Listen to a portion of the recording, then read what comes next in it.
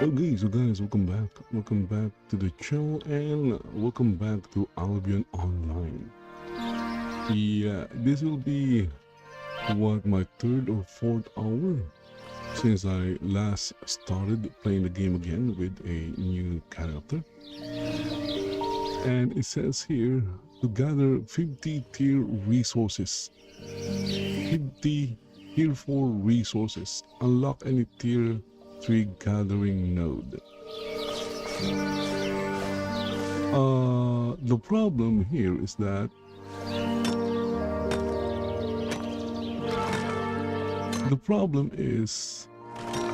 I don't have the equipment.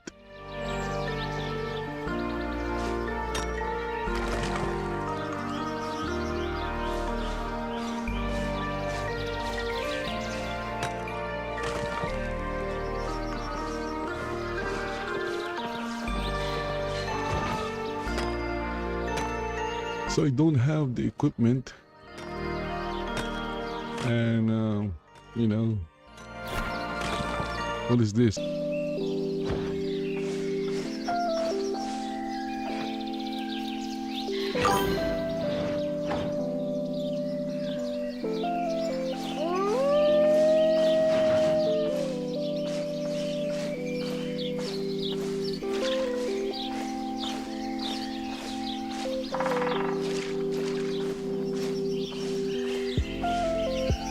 Okay, I need a better. Oh, it's dead. I need a better hammer. Okay, to crack open that thing.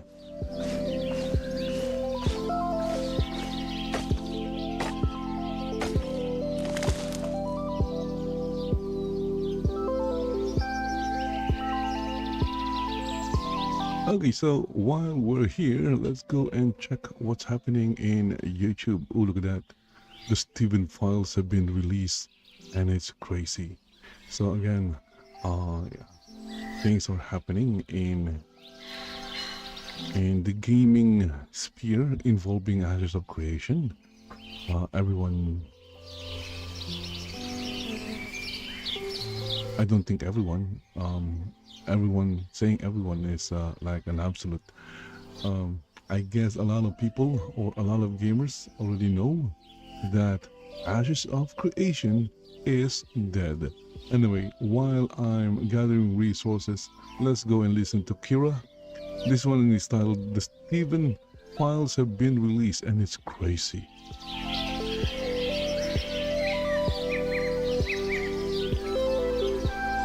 Okay, real friendos, welcome back. As you can see in front of me, the Stephen Sharif files. This is the lawsuit of Stephen versus the board, the shadow board, right? That nobody knew existed until at least... Yeah, so there you go. A lawsuit has been filed. So there is no need to cover the addresses and names here because these are public documents. Apart from Stephen's side and some other... There is no privacy when it comes to a lawsuit. These are public documents. They were obviously... And anyone can open the documents and see them for themselves. That's why Kira is not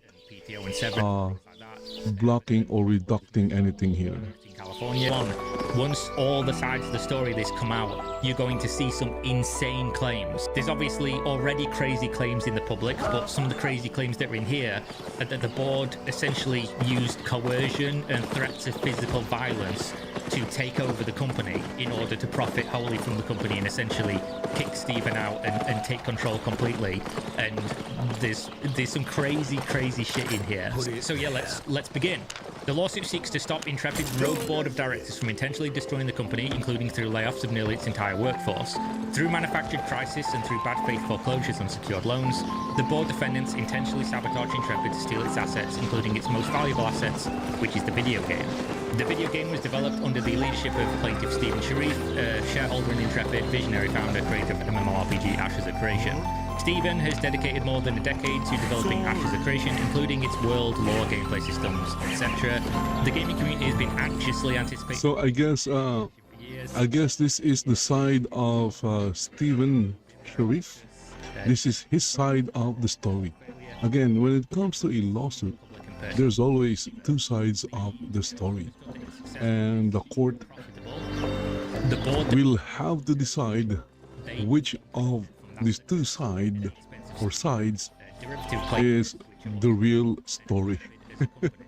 Beginning in 2024, defendant Rob Dawson, Intrepid's principal lender, embarked on a campaign to extort control of Intrepid from plaintiff and ultimately to strip Intrepid of its assets, including groundbreaking intellectual property and trade secrets, aka the game, for Dawson's own use and financial gain. Through repeated threats to withhold funding for payroll, to shut Intrepid down, to financially ruin plaintiff and even physically harm plaintiff, Dawson, and then there's a redacted section here, it's like the fucking Epstein files. I would be really surprised if they can show proof of any of this attempt Who would then do his bidding. to cause harm, because these are very serious allegations. Aaron Bartels collectively with Dawson. So this drama within Ashes of Creation will make a lot of content creators a lot of money. To Dawson Creek Unfortunately, I'm not included in any of those because is the company that I don't make any money in YouTube. evidence I just live stream and play and then watch videos and react to them. was going to be the company Yeah, that control of Intrepid and all of a it lot of this thing from at least will last a very long time. the lawsuit. This is a cash cow Also for a lot of content creators. and they were planning to misappropriate and claim ownership over Intrepid's intellectual property, trade secrets, and other assets, which is essentially the video game, right? It's the only valuable thing that Intrepid owns. That's what everyone's fighting over is the video game's intellectual property and the ability to create or sell the video game. The plan also included, among other things, deliberately starving Intrepid of cash to manufacture justification for a foreclosure by TFE, attempting to divert revenues owed to Intrepid's accounts controlled by TFE and Dawson, and attempting to execute a wrongful Article 9 foreclosure in favour of TFE's junior secured lien without notice to senior secured creditors. This is the bank, right? You can look this up publicly. I've talked about it in other videos. This is the bank's lien that was secured in 2020 and expired in December of 2025, which, as you'll notice, is a very coincidental, you might say, time frame, right? If the secured lien, if that needs to be paid in December of 2025, and the company's being rolled up in December 2025, and everybody at the company knows that the bank is owed these millions of dollars, this is what the lawsuit is claiming, that they were doing so without notifying the bank and to take the money from the bank, which would be fucking insane, but obviously that's what the lawsuit's saying, and we'll see what the exhibits say or show, if they do show any of this as we get down there. This was all done with the goal of leaving unpaid debts. I'm really surprised that Kira is able to get all of this information. When plaintiff objected to the foreclosure, He has a lot of connections defendants realized their plan had unraveled and they in Ashes of Creations. terminated nearly Or maybe he just have one or two reliable the bank because connection. secured creditor that was owed the money and But then again, this is a public filing. This is a lawsuit, so anyone can you're owed find it online and then the bank and go through it. and said, don't give them the money because, you know, that's my money. This is pretty much already confirmed, but now is also in plain text in a lawsuit. Defendants' actions signified to the public a complete collapse of Intrepid, and they triggered severe and intense public scrutiny regarding the apparent failure of the game, which obviously has been also talked about by Jason, is that because the loan was against Stephen's house that he was owed money from this. So that's what that claim is, and this is the other claim, and hopefully there's some evidence in here to show which one of those is correct, or maybe both are true. Who fucking knows? Defendants' actions signified to the public a complete collapse of Intrepid, and they triggered a severe and intense public scrutiny regarding the apparent failure of the game, the treatment of the employees and plaintiffs' perceived role in both. Defendants intentionally set up Stephen as the plaintiff as the scapegoat to face the backlash alone, including by intentionally filing a false corporate disclosure listing plaintiff as the sole board member and plaintiff's husband John Morris chief financial officer, even though Ogden was the duly appointed chief financial officer, and all of the board defendants were board members. So I've talked about this in a previous video. You can look this up. This is public filing. You can just look this up yourself. Ryan Ogden was appointed as CFO. He was serving as CFO in the documents that were filed to the California local government, and he was there for like half a year. and then randomly he filed an amended document that listed John Moore as CFO. And this is obviously alleging that John Moore wasn't the CFO at that time, and he just did this, you know, for reasons. Who knows what those reasons are, but the lawsuit is claiming that this was to conceal identities of the board of directors and insulate them from public fallout. Since destroying Intrepid, defendants have been actively soliciting buyers for Ashes of Creation, so obviously we knew that they were trying to develop the game using overseas labor until the plan fell apart. But now, apparently, according to this, the allegation is that they're trying to just sell the game, which is inclusive of Ashes of Intrepid's intellectual property and trade secrets in an attempt to salvage their own financial exposure. They've also been publicly defaming plaintiffs to the gaming community, which I assume is referring to Jason's release of text messages from 2015 to 2021, and also Jason saying a bunch of stuff about Stephen. I assume that's what he means by publicly defaming. Defendant's conduct has harmed the company and the plaintiff and poses continuing imminent and existential threat to the company. The company is basically fucked at this point, obviously. Through this action, plaintiff, both individually and on behalf of Intrepid, seeks damages based on defendant's efforts to sabotage Intrepid in its work on one of the most ambitious gaming projects ever developed. It's always funny when you read lawsuits because there's always stuff like this where they're like, oh, this is the best thing ever, this is innovation, this is crazy, and it's just talking about making a video game. Plaintiff also seeks injunctive and equitable relief to remedy harm to Intrepid and derivative plaintiff from defendants' continued efforts to then destroy the company in pursuit of their own greed. Then obviously argues why it's in this jurisdiction and venue. It's in this jurisdiction and venue because it's in California, this all happened in California, and then goes over the parties. So Robert Dawson is the first one named, and he's named as the first one because he's Intrepid's chairman of the board since September of 2024, and also has been the majority shareholder since July of 2024, which is when basically he took control of the company. So from this, Robert Dawson has had majority control of the company since July of 2024. He's also a junior secured lender to Intrepid. He resides in Florida, blah, blah, blah. He is alleged to be the one conceiving and executing the wrongful foreclosure strategy described herein, and through his post-closure efforts to solicit buyers and employees in California to exploit the company's intellectual property and trade secrets.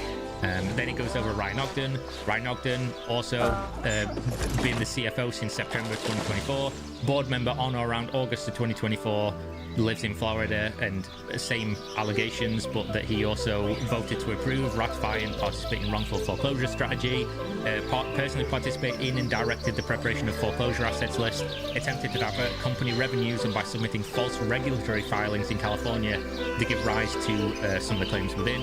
Teresa, she also is alleged to have been part of the same things that the board's being claimed. I think we can skip over most of this, to be honest.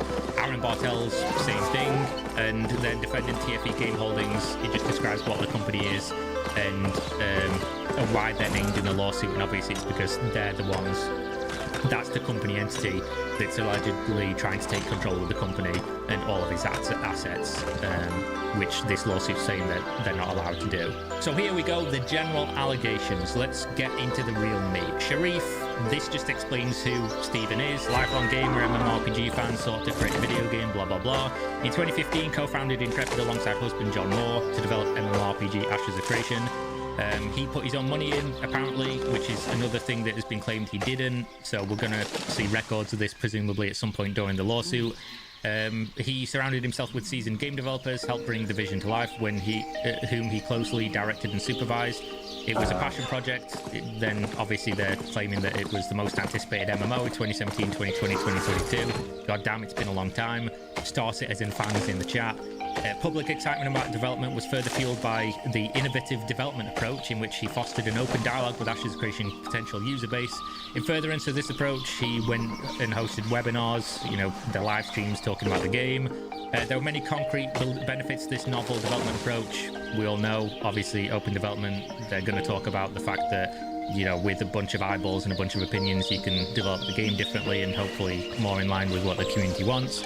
Following years of this iterative diligence, early access version of the game was released to public in 2025 through Steam. Popular gaming platform prior to the executing and endorsing the board's defendant's illicit plan, Ashes of Creation boasted the highly unusual day 30 player retention rate of approximately 76%. That's really good. If you're looking at video games normally, 76% after 30 days is really good. And then obviously it just goes through what are the intellectual property and trade secrets, which is all the things that make up a video game, right? The assets, the sounds, the design, the systems, etc. And then it just goes over talking about how they kept the trade secrets a secret and why they're valuable, etc. Intrepid was Sharif's personal passion project. He provided early funding to the company from his personal funds. Thereafter, in 2017, the company raised approximately $3 million in Kickstarter campaign, demonstrating the outset the commercial viability of intellectual property and trade secret materials, aka the video game. During this initial phase of the company, its board of directors consisted of Sharif, John Moore, and Thomas Alkazin. The company's sole shareholders were John Moore and Thomas Alkazin. Starting in 2017, the company began acquiring debt financing, much Sharif and Moore personally guaranteed. In 2020, the company acquired a $6 million loan from Commerce West Bank, pursuant to the Federal Reserve's Main Street Lending Program. Okay, so the Federal Reserve Main Street Lending Program is a federally backed loan, which means it's the US federal government giving this loan. And if you look up the Federal Reserve's Main Street Lending Program, it was a COVID-era loan that had a maturity term of 5 years. It was personally guaranteed by Moore, collateralized by all the company's assets, including specifically its intellectual property, which includes the trade secret materials. A year later, in 2021, one of the company's existing lenders introduced Sharif and the company to claimed billionaire Robert Dawson as a potential lender. So obviously what we saw from Jason's texts was a bunch of texts between Jason and Stephen where the company was just in absolute fucking turmoil, and Stephen was constantly begging for money to pay payroll and to do things like go to events and things of that nature from 2017-ish till 2021, and then the text stopped from what Jason released himself, which was a question mark for me. Why did the text stop there specifically? Because obviously 2021 to 2026 there's got to have been a lot of shit that happened. Obviously we know that Jason filed a lawsuit against Intrepid years later in like 2024, something like that, I believe. But at the end of the text messages that Jason released between him and Stephen, we saw that they were back on good terms and it was a cordial business relationship where they were friendly with each other. But then as those text messages stop, here we see that that's when Jason introduced Robert Dawson. Okay, so there was a notification. Jason Karamanis and Ryan Ogden, these people have all been in companies together, multi-level marketing companies, obviously. And then, obviously, from 2021 to 2025, Dawson continuously extended debt to the company. Dawson was originally cooperative and supportive of Sharif in his vision, and he held himself out as a confidant for Sharif. Is he really going to go read the entire thing? My goodness, that is a... The project was not going to turn as quick of a profit as he hoped. His behavior towards... no wonder. The video is like 54 minutes long. Campaign of control and coercion. Okay, that's a title. That's a fucking header. In late 2022 and early 2023, a major video game developer expressed interest in acquiring Intrepid for hundreds of millions of dollars. People didn't know about this before. This is a thing. There was a big offer on the table to buy Intrepid and to continue development of Ashes. So again, guys, this is the version of to develop Intrepid. the version of Steven's story. This is Steven's side of the story. Don't accept the big money deal to sell the game for a whole bunch of money, even though at this time Stephen was the only person who owned the company. Well, Stephen, John, and that other guy that was just listed, Thomas Alkazin. So they were the only people that owned shares, and according to this, the other people, including Dawson, just owned debt. But what's being said here is that Dawson convinced Stephen to reject the big money deal to sell the game and that he would continue financing the game. Sharif heeded the advice, rejected the acquisition bid, and acquisition discussions ended in early 2023. The acquisition offer, however, was the turning point in Sharif and Dawson's relationship. Dawson saw that the company had very real potential for providing extremely high returns, and Dawson began a ruthless campaign for control of the company in order to realize those returns as quickly as possible, without consideration for the quality of the game and the typical development timeline of MMORPGs. So basically what the allegation here is that they saw like a big mega money deal come in, like, oh, this thing we invested in, we weren't super sure it was going to be worth tons of money, but then this deal makes it look like it will be worth tons of money. Don't accept that deal. Instead, we'll finance the game, we'll get it to the release, and then it'll be worth more money, presumably. Right? This is what this is saying. And then the allegation is that as soon as they saw the company was going to be worth a bunch of money, they decided to start pressuring to get control of the company in its entirety so that they would be the sole beneficiaries of potentially this big payday that they'd been substantiated from like a big, a big deal that had been offered, according to the allegation. Again, guys, these are just documents right now. There haven't been any trial or, actual court dates that will eventually happen, unless, of course, physical harm. they, all of them, Fucking crazy thing, right? get together, sit down, and maybe hash out a deal or some kind or something. But again, this is Steven's side of the story. Maybe it's in the exhibits, or maybe it's going to come out if it's true in Discovery. That's fucking nuts, right? This turns it into like a fucking Netflix documentary and not just like a video game development that went wrong. So unless Sharif signed documents granting Dawson greater and greater amounts of equity and control, this is what he is being alleged that was being said. We'll harm you unless you give us more equity and control. We'll not pay the employees. We'll sue you. We'll do X, Y, and Z unless you give us more control of the company. And here's a specific example, which will be crazy to put in a lawsuit if you don't have evidence of this, but obviously we're not going to see the evidence, I don't think, at least until Discovery. In just one example, Dawson demanded a warrant granting him 10% of the company for $10. Yeah, okay. In other instances, Dawson demanded zero-cost, non-dilutable equity options in his convertible debt notes. Sharif and the then board acquiesced to Dawson's demands because they believed Dawson would make good on his threats and that refusing would result in imminent catastrophe for the employees and the company. Dawson also required Sharif to involve him in all discussions with company counsel, despite his outsider status, and even falsely represented that he was an agent of the company to retain company counsel. I might be wrong here, but what this means is that he was basically saying you can't talk to a lawyer unless I'm there, and I will also be saying I represent the company while you're talking to a lawyer. As a result of the direct intentional and mounting pressure, plaintiff suffered an extreme health crisis, including a hypertensive emergency and acute kidney failure, hospitalization and vision loss from blood pressure complications, including macular edema. Don't know what that is, but the claim here is that due to all of this that was going on, Stephen was hospitalized with kidney failure and hypertension that caused him to lose his partial. Okay, I need better tools. From his health issues he experienced during this period, Dawson was privy to plaintiff's health issues at the time and is well aware of the long-term impacts plaintiff suffered. Now we're at the fucking Stephen files section here where there's a bunch of redacted stuff. This is court sealed.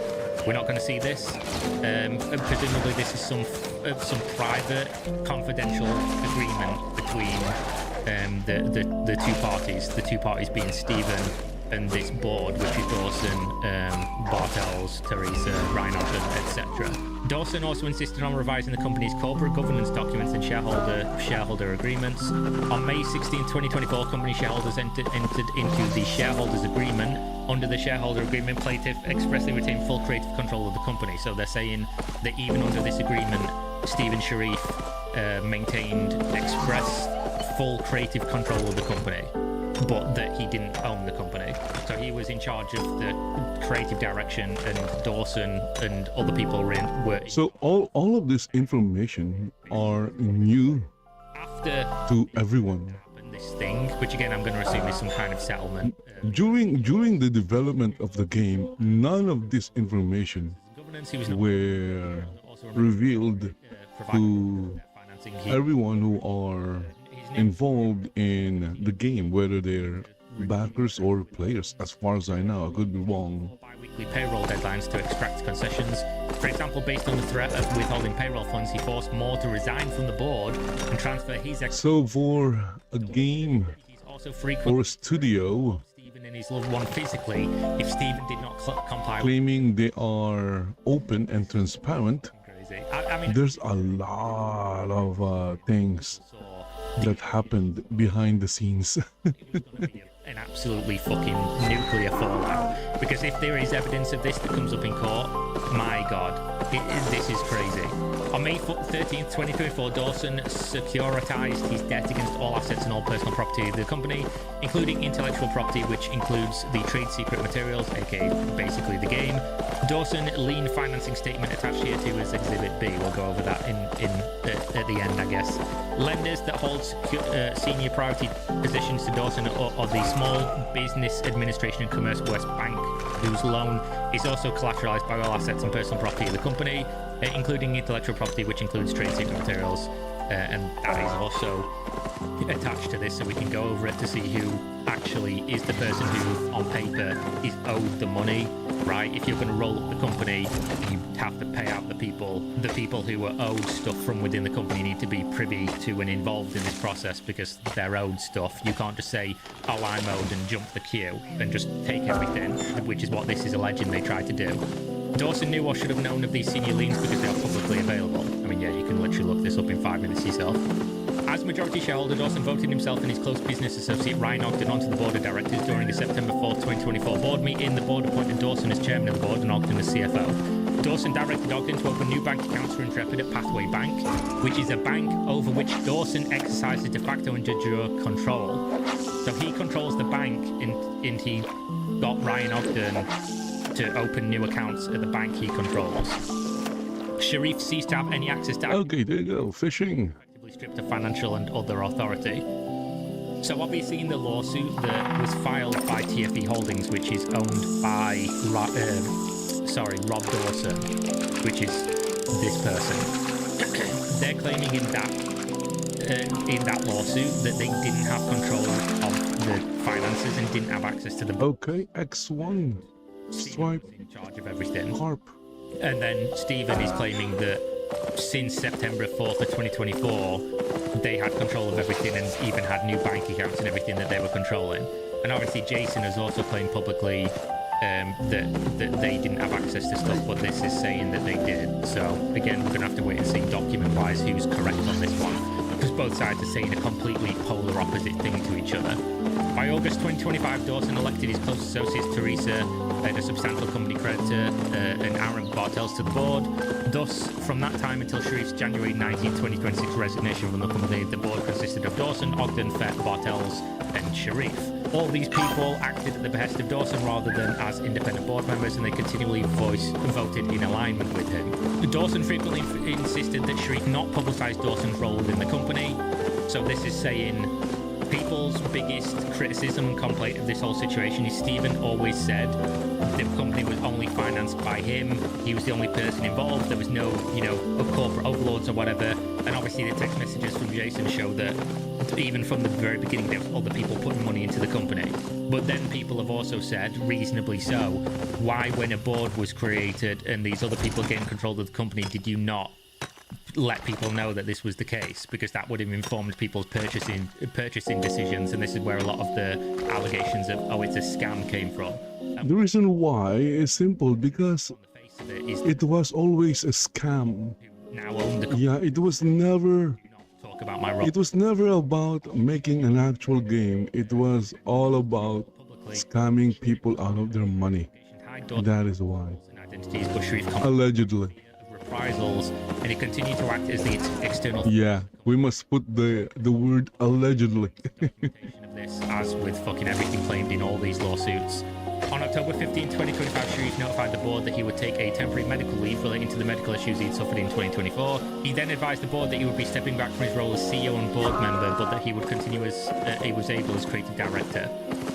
Intrepid partners with Valve. Okay, so this is the Valve section and how this all plays out. So in around September 25, the board, against Stephen, Sharif, and senior leadership's advice, directed that Intrepid undertake an early access launch of Ashes of Creation in PUC. Okay, so when I saw the announcement of the game is coming to Steam, my immediate reaction, obviously I'd been aware at the time before the public announcement, because I'd been contacted by somebody with internal knowledge to the company and informed right when the employees were informed that this game was going to Steam. My immediate reaction was there's something massive going on behind the scenes. Either there's no money or somebody's exerting control to get this game pushed out into the public to begin making money with the game, to reduce operating costs, to do whatever. It's a financially motivated decision.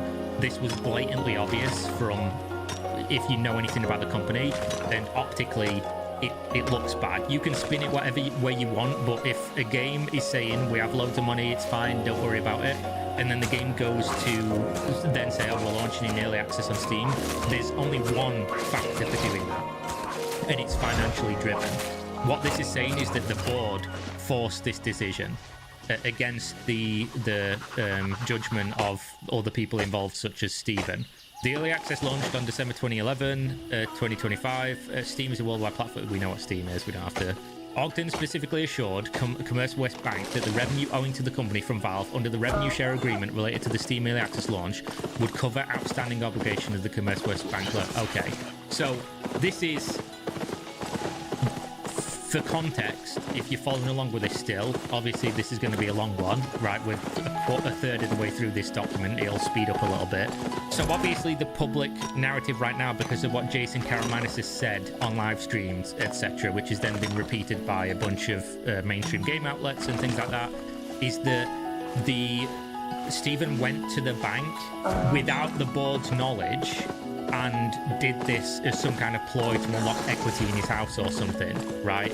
But this is alleging that Ogden specifically spoke to the bank and said the money that's coming in from the Steam sales from the bank will be covering our obligation to you, which was millions of dollars of a bank loan that everybody in the company knew was pending, right? Everybody knew this needed to be paid in December of 2025. Because it had been there since 2020, and these people had been involved in the company for years by the point of 2025. So if true, this is obviously a very easily provable point, right? There's going to be communications between Ogden and the bank that will be able to come up in discovery. So we'll see on that one, I guess. But this is a very specific claim. This is a very specific point that would be easy for either side to prove one way or another, right? Dawson, TFE, and the board execute a wrongful foreclosure in an effort to steal the company's intellectual property and trade secrets. Beginning in 2025, the board collectively devised a plan and an agreement to take possession of the company's assets via a wrongful Article 9 foreclosure process using Dawson's junior secured lien against the company. They intentionally planned to do so without providing proper and legally required notice to senior secured lenders so that they could transfer company assets to a new company created and controlled by Dawson, TFE, and wipe out equity holders and prior creditors in Intrepid. Again, a lot of people had liens against Intrepid. And what this is claiming is that they came in and just said, oh, you know, never mind, we're just going to take control of everything, and all these other creditors, we're going to jump ahead of them and just take the stuff, which is a wild claim to make. Then it says, of course, they believe that all the board members are likely members of TFE, which is the new company. The board defendants also intended to lay off a large portion of the Intrepid workforce without required wages, PTO, and severance, because those debts would remain with Intrepid. So the allegation is they were going to saddle all of the debt on Intrepid as an entity and then just move all the stuff that's worth money to a new entity and continue operating without having to pay back all this stuff that was owed, while bringing a portion of the employee base over to TFE to finish development of the Ashes Creation project in order to monetize it for their own personal benefit. All the employees have seen this communication. So this part is verifiably true. Dawson had indicated that he was considering executing this strategy to obtain greater control over the development project as early as 2024. Beginning in 2025 and in furtherance of their scheme, the board defendants intentionally permitted the company to accrue substantial unpaid obligations to the vendors and service providers with the goal of using the debt to improperly declare a default and justify an Article 9 foreclosure on Jason's junior secured lien. So what they're saying, they stopped paying vendors, which obviously we've seen multiple lawsuits from vendors, right? We saw the lawsuit, I believe it was Google Web Services or something, right? There was a lawsuit. Mastery achieved, okay, journeyman quarrier. Suing Intrepid for $850,000 plus of unpaid fees, basically, for the services rendered to Intrepid. So this is saying that in 2025 they started intentionally not paying vendors in order to justify closing the company and taking control of the assets of the company into a new company, which is again an absolutely fucking nuts accusation to make.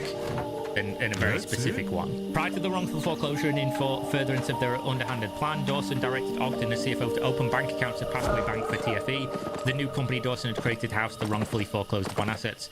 Prior to the wrongful foreclosure and to further justify declaration of default, Ogden wrongfully directed Valve to divert the deposit funds owed to the company under the partnership with Steam to a new Pathway Bank account for TFE. Valve did not comply.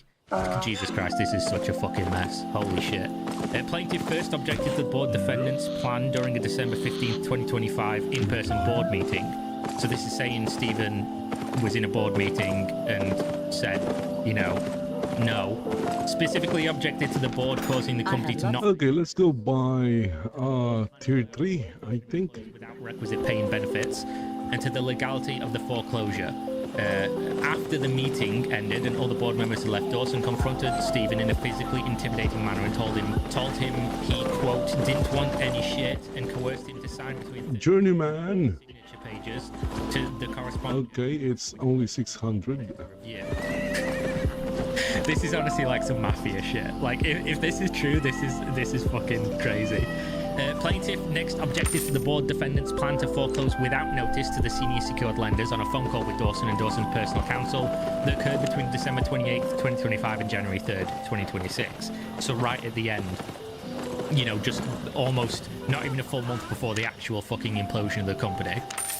On December 30th, 2025, in furtherance of the foreclosure scheme, Ogden, at the direction of and in concert with the let's see, fiber ore. California Secretary of State, in order to conceal the board defendant's identity. Oh, okay, my pickaxe is still low. Revenue diversion scheme. So you can see this, you can look this up. I pointed this out like 10, 15 days ago, right? If you... My sickle is also low. You look up the company information documents, you can see that at one point Stephen Sharif was listed as CEO and John Moore was listed as CFO, and then John Moore was changed to Ryan Ogden as CFO, and then on December 30th Ryan Ogden resubmitted, and he even signed submitting saying you know, this is me putting the document forward that John Moore was back as CFO. But this document's claiming that John was taken off the board forcefully by Dawson and that he was forced to sign over his shares to Sharif and was no longer the CFO. So this is accusations of filing a knowingly false California State of Information document with California Secretary of State to conceal the identities from the public during the time where they are also alleging that the company was being, you know, wrongfully rolled up with all the... Yeah, until this thing gets to court, all of these are basically just scheme. Them trying to save their asses. And Bartels. Because if you go on that document, it literally says all board members have to be on this document. But then it's obviously filed, and at this point, there is a board, and they're not put on there, right? So this is what it's saying. You can see these documents yourself. It further misidentified the company's CFO as Moore, despite the fact Ogden had been duly appointed CFO since September 2024. Again, this is a really easy point to prove or disprove. If you just have company minutes, which how board meetings work is everyone's in a room and you have to say, oh, this person nominates this person for this position, and then other people have to agree, they have to vote on it. That's literally how board meetings work. And board meetings presumably have minutes, and then obviously presumably there will also be emails and things. So making a claim this specific with public filings also there to show it is absolutely crazy if you do not have the evidence that this happened. So presumably this is gonna, somebody's gonna prove this or disprove it very, very easily because they'll have the minutes of the meetings. Ogden, in concert with the other board defendants. Okay, got myself a bag. Public fallout from their conduct directly to Sharif. What is this and what is this? Why do I have them? Sharif's fragile medical condition, and also knowledge that the gaming community would likely wrongly blame and eviscerate Sharif as the only publicly identified director should Intrepid and Ash's creation endeavor fail or be involved in controversy. I mean, he was gonna be anyway because he made claims from the very beginning that it was only him involved, so obviously even if you then later on say, oh, here's all these other people that are involved, people are going to be like, why did this happen? Why did you make these claims originally? But obviously this is considerably worse. If the entire time I was making videos about this originally, everyone was like, there was no board, clearly there was no board. And then you find out, yes, in fact there was a board, but we've moved past the point of that being a controversy and moved straight onto who is responsible for each point. Everyone thought there weren't a board, and then suddenly there's a board. Rob's lawsuit and Jason's text messages from 2015 to 2021, and that's all we've had. Very convenient, right? There's no board. The wrongful foreclosure and in furtherance of the board defendants' scheme to steal the company's intellectual property. There is only me, and the game is fully funded. And everyone believed it. Ash's creation that comprised the company's intellectual property and trade secret materials. The list references Ash's creation code base, game content, text, narrative, sound, etc., customized gameplay, audio effects, visual effects, all the special effects. It also includes a list titled from ChatGPT, of course, that includes software and game code, game engine and technical frameworks, game systems and trade secrets, and creative content and copyrighted works. Sharif embarked on a campaign to convince the board to abandon its foreclosure scheme. So, what Stephen said publicly was, I resigned because I couldn't agree with the board and what they were doing. And obviously this lawsuit is now alleging that what they were doing was these things that we've been going over in this lawsuit. But also one of the things that he said was that it was because he couldn't agree with what they were doing with the employees, which was to fire a bunch of people without paying them what they were owed, which has obviously been a huge point of contention because Jason's public testimony of what he's been saying is that Stephen actually was saying to the board, I want equity, I want these things to personally enrich myself, and if I don't get them, I'm gonna, resign and fuck up the whole company. So this is a direct contradiction to that, although not mentioning that. So maybe there's a factor here that somebody's eventually going to show in some form of provable communication. But what he's saying is he tried to convince them to stop the foreclosure scheme in specific. At every board meeting between January 3rd and his January 19, 2026 resignation, estimated to be between 10 and 15 times, he objected to the board defendants' plan to wrongfully foreclose on Dawson's junior secured lien, without notice to secured lenders, to the board defendants' attempt to divert funds from the Steam partnership to the company TFE, and to the board defendants' plan to terminate a large portion of Intrepid's employee base without compensating PTO and severance. Again, presumably this will be, if true, in the minutes. There is an exhibit mentioned here, so I wonder what that is. On January 7th, 2026, in advance of the wrongful foreclosure and in furtherance of the board defendant's scheme to steal the company's intellectual property and trade secrets, Dawson changed the secured party on his secured party financing statement from himself to TFE, which is also attached, interestingly. On January 14th, Dawson, in concert with the board of defendants, represented to investors that the company had secured the necessary capital commitments to make it to September 2026 launch. During this meeting, Dawson revealed the foreclosure scheme and his intent to wipe the investor and lender table clean. On January 15th, Sharif blew the whistle on defendants' foreclosure plan to Commerce West Bank, whom defendants had intentionally failed to notify of the foreclosure. Prompted by this information, Commerce West Bank issued an event of default letter on January 18, 2026, demanding immediate and full repayment from either the company or the personal guarantor of the loan, Moore. And obviously you can see from the other lawsuit, right, that this is a little bit contradictory in terms of what was filed against Stephen. Okay, mastery achieved, adept. Because in this lawsuit specifically, it states that Steam, their claim Stephen Sharif on January 18th, and he didn't share. Progress faster with premium, yeah. Okay. He's claiming actually contacted the company, which would be a crazy thing to lie about because it's a fucking bank on a federally secured loan. So if you become premium, you'll gain an advantage. So they did know about a big advantage. That they were, and on January 16th, that is what pay to win is. The one hand, and he caused TFE to foreclose on the company's assets on the other hand. Dawson caused TFE to engage in a non-judicial disposition in favour instead of a private sale. Dawson, TFE and the board defendants failed to advertise the sale in industry standard publications or platforms. They did not involve a broker or auctioneer and did not publish any marketing of the sale in any manner. The intellectual property trade secrets of an MMORPG are not customarily sold on a recognised market, but Dawson, TFE and the board defendants pursued a self-serving private sale anyway.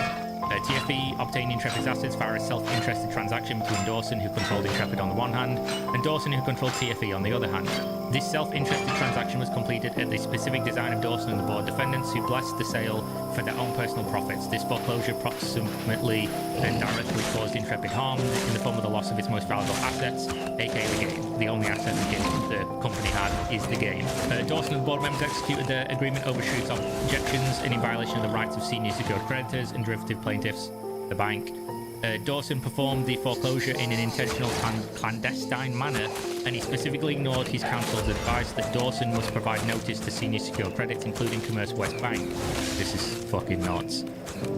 Immediately thereafter, on January 19, 2026, Sharif resigned from the company, and as a member of the board, in his resignation letter, he specifically identified his reasons for resignation, among others, as 1, his disagreement with the board's repeated attempts to terminate employees without payment of wages and compensation legally owed to them, which is also a thing he said publicly. 2, his disagreement with the private foreclosure, given his serious concerns the approach raised regarding fiduciary duties owed to derivative plaintiffs, creditors, employees, and the company. And 3, look at that. Gather 20 resources in 2 different biomes. Openly and consistently. And okay. Dawson and the board illegally separate Intrepid's entire workforce and leave plaintiff to suffer the fallout. This is going over the WARN Act, right? Which obviously the employees, they're the ones that have been the most fucked by this, and they've also got their own lawsuit against Intrepid for money that they are legally owed.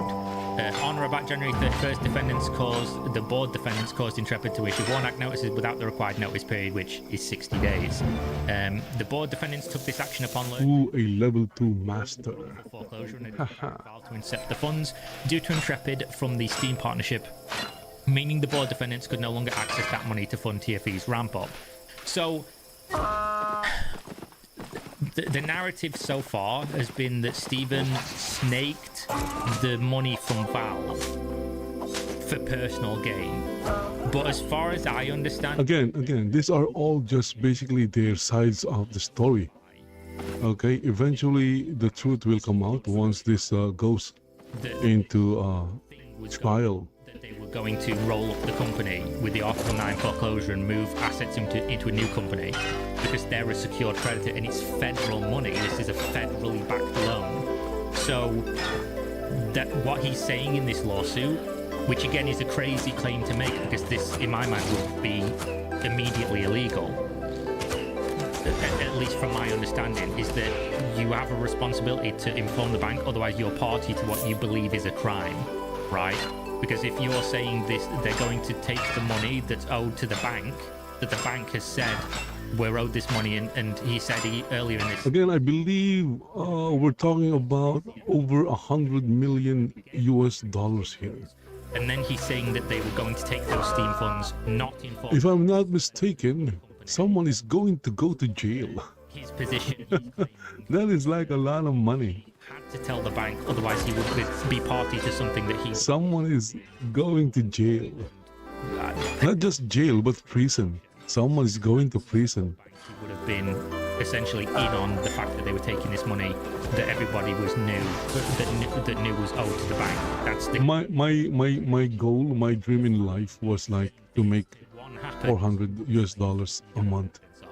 Like this is even now. Insane. Even now, I've never dreamed or dreamt of making anything more, because at that amount I'll be able to pay rent and bills basically. The corporate unrest following by the mass layoffs generated... Anything higher than that will be like extra. That's a really... Yeah, just $400 US a month. Defendants have intentionally hidden behind the guise of anonymity. It was nowhere that... It hasn't changed. Information with California Secretary of State identifying only Sharif and Moore as company directors and/or officers. Rather, it was... The goal is to just have like a roof above the head and food, basically, and you know, a little bit of clothing. Nothing luxurious. And here we have people doing all kinds of schemes for millions of dollars. Wow, what are they going to do with all that money? If they die, with plans to revive, they won't be able to bring that with them. Whether this is true, this is exactly what's happened. So if there is a meeting where this happened and there is witnesses that are going to go on record that this happened, the fallout is exactly what this states. So again, another crazy thing to claim if you don't have evidence of it. But this is exactly what's happened. Everyone does believe these things, and everyone does believe the board is like in the right. To the same end, the board defendants have piled onto this false narrative by making false allegations that Sharif misled creditors and investors the game development milestone and completion dates. That Sharif misrepresented the nature of his relationship with business partners and plaintiff and more misappropriated company funds. This is what has been claimed by both Jason and the TFE lawsuit. On information and belief, the board of defendants have taken the further step of distributing defamatory materials, including false statements of criminal wrongdoing about Sharif to members of the gaming public for public dissemination. At all times, Sharif appropriately caveated to potential lenders that any estimated timeframes with respect to Ash's development milestones of completion were just estimates, subject to a number of variables outside of his control. Game development is an iterative process. At all times, Sharif appropriately caveated that relationships could increase the value of the game, e.g. publishing deals were speculative and not guaranteed. At no time did Sharif intentionally misappropriate funds from the company. If public statements to the contrary are intended to invoke public outrage and outcry against Sharif to shield the defendants from the fallout of their wrongful actions described herein. So here we go. Valve freezes revenues. My god, we're halfway through this. Oh my god, this video is going to be hours long. It's already an hour. On February 3rd, 2026, Valve terminated Intrepid's partnership with Steam. So this is news, right? We knew they'd removed the buy button from the game. We didn't know that they'd terminated any kind of partnership. Valve cited as reasons for the termination that it received multiple conflicting requests from alleged account administrators for Intrepid, requesting authority to change Intrepid's banking information without response to Valve's follow-up request seeking to confirm the validity of the requests. That Valve has received demands from multiple potential creditors for Intrepid's revenues, and that Valve is receiving a large number of refund requests from players who purchased the early access to the game. So, basically, everybody was saying, we're owed this money, transfer this money here, the game's a fraud, the game's a scam, give us our money back from the player base, and Valve turned around and went, what the fuck is going on here?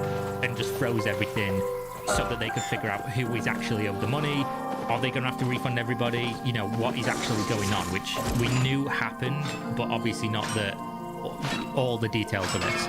Before the issue of refunds, Intrepid would have been entitled to approximately $5 million, thus demonstrating the value of, among other things, the trade secret materials, aka the video game.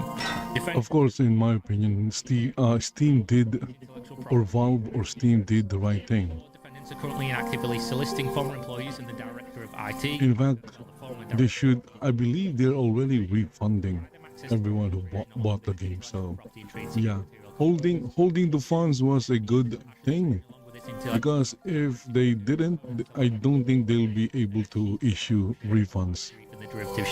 That is if they are actually issuing refunds. I just heard it somewhere. I haven't really confirmed anything. From the employees who they fired and didn't pay so that they can sell the game to somebody. The defendants' actions are in furtherance of the agreement between the board members to appropriate the company's intellectual property and trade secrets. Defendants' actions have already harmed the company, and they continue to pose irreparable and imminent harm to the company. And then there's all the claims for relief, right? I'm not going to go and read these because this is just saying what they want. Now we can go through the exhibits. It's actually not going to be as long as I thought it was going to be, because we're basically at the end. Okay, so now we have the public records that we could already look up ourselves. So this is Ryan Ogden, this is Robert Dawson's lien against the company, which is filed on the 13th of the 5th, 2024. And then this is the bank's lien, which is in 2020, right? 7/26/2020, which is showing who is owed the money. This is the Small Business Administration loan. This is then the federally backed loan, the Commerce West Bank loan that's for millions of dollars that they're claiming that they tried to circumvent. Then this is also on the 7th of January 2026, Robert Dawson changing his lien from himself to the new company that he spun up. I can't show some of these sections of these documents because they show people's addresses, and that will just get the video immediately privacy striked. So yeah, there we go. This is fucking nuts. I mean, I told you it was going to be nuts. Of course, And as more and more people come forward with more and more lawsuits, it's going to get more nuts. Because this is obviously not... Yeah, it's gonna be more nuts. The other side of the Because a lot of people were affected by what they're claiming. this At least from what I can tell, shenanigans that I did. lawsuit has a lot of dates, has a lot of specific claims, but obviously, as I said in the Nevada lawsuit, there's no evidence attached to this, of course, because there isn't gonna be at this stage. So we have to take everything from all of these lawsuits and all of the claims being made publicly with a pinch of salt, because we don't have the records to see them. But at least now we have another side of the story. And if any of this turns out to be true, if we do see documents of like threats, witness testimony of, you know, planning to do these things, minutes claiming that they were, you know, changing who was involved in the company publicly and misfiling records on purpose and things, that paints an incredibly different picture to what we've been led to believe from other claims. Either way, this is a fucking insane... I said this was going to be like the biggest gaming drama of recent years. And you're getting that. That's, again, at the end... The next one would be Star Citizen. That is gonna be insane once that thing blows up in everybody's faces. Say Chronicles of Valyria. You think this is, you think what's happening with Ashes of Creations is bad? Reading the legal document. And, yeah. Imagine if the same thing happens Links in the video description if you want to support to Star Citizen. You can give me money, I'll get nothing. Sorry, you'll get nothing in return. Because that thing... It is what it is. And of course, Game Subs if you want to buy... That thing was able to acquire... And I'll see you next time. Stay safe. Over 800 million US dollars.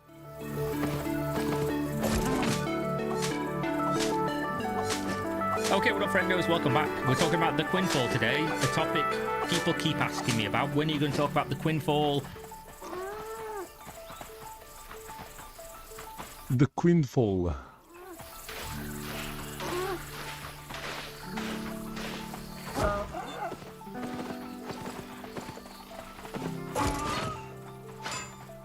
Well, I still have like a minute to go. I'm basically just gathering resources here in Albion Online, leveling up by gathering resources.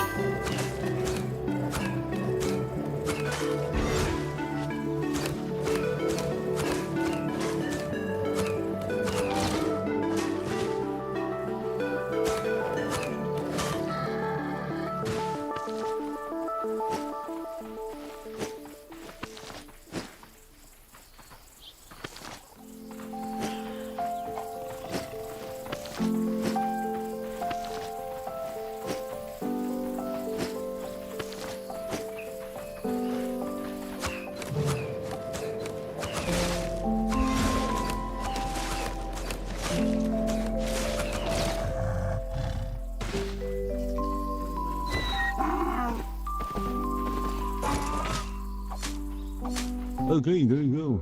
That's it for the hour. Yeah, spent an hour gathering while listening to the latest updates or update to what's happening in Ashes of Creations. And we just watched Kira go through the Steven files, as he calls it, the Steven files. It's basically Stephen Sharif's version of the story of the entire thing. Of course, in his version, he is the victim. Obviously. Again, these are just documents, words and claims made by the people involved in the lawsuit. Everything will be revealed once they get to court, or once they are in discovery.